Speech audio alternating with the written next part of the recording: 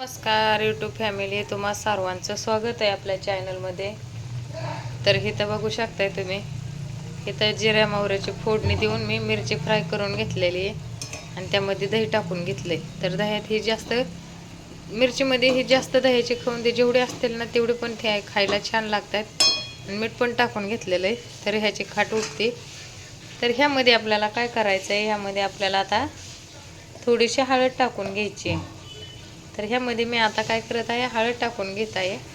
का तर ह्याला पिवळटपणा आला पाहिजे. आणि दह्याचं पाणी झालं, त्या पाण्यात बघा मिरची शिजली जाते. चला तर आता ही हळद टाकली, ही हळद मिक्स करून घेत आहे मी.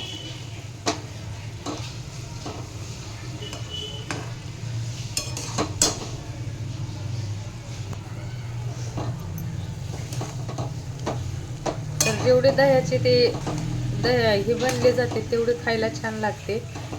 तर मी आता काय केलेलं आहे, हळद टाकून घेतले. ह्याला पिवळासा कलर आलेला आहे, बघू शकताय तुम्ही. तर ह्याला पिवळासा कलर आला, त्यामध्येच आपल्याला काय करायचे, इथं मी काय केलंय, कारळाची कूट करून घेतली. तुम्ही काय बोलता माहिती नाही मला, आमच्या हे बारीक बारीक पिकतात, ह्याचे मी बारीक कूट करून घेतलेली. तर ही कूट आपल्याला ह्यामध्ये टाकून घ्यायची. आणि कूट कशी करायची बघू शकताय तुम्ही.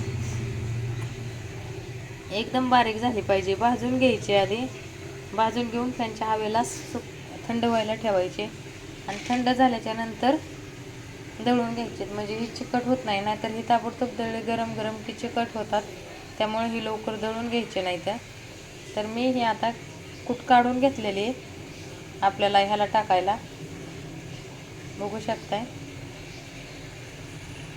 तर ही भांड्यामध्ये मी कूट करून घेतली होती. तर ही कूट आपल्याला मिरचीला टाकून घ्यायची, म्हणजे मिरची जास्त तिखट लागत नाही आणि खायला एवढी झणझणीत आणि एवढी मस्त लागते का ना. तर मी आता ह्याला टाकून घेत आहे आणि मिक्स करत आहे. तर कूट जादा पण टाकायची नाही आणि कमी पण टाकायची नाही, का तर जादा जाळ टाकले का मिरची व्यवस्थित शिजली जात नाही, म्हणून थोडी मापात टाकून घ्यायची. तर मला एका हाताने हलवायचं जमत नाही, एका हातात मोबाईल पकडायचा, एका हाताने हलवायचं, त्याच्यामुळे ते काय जमाना झाले, मोबाईल पण हलतोय. तर आता बघा हे, तर हे शिजायला काय करायचं, आता गॅस आपल्याला मिडियम करायचा आहे आणि ह्यावरती झाकण ठेवायचं आहे.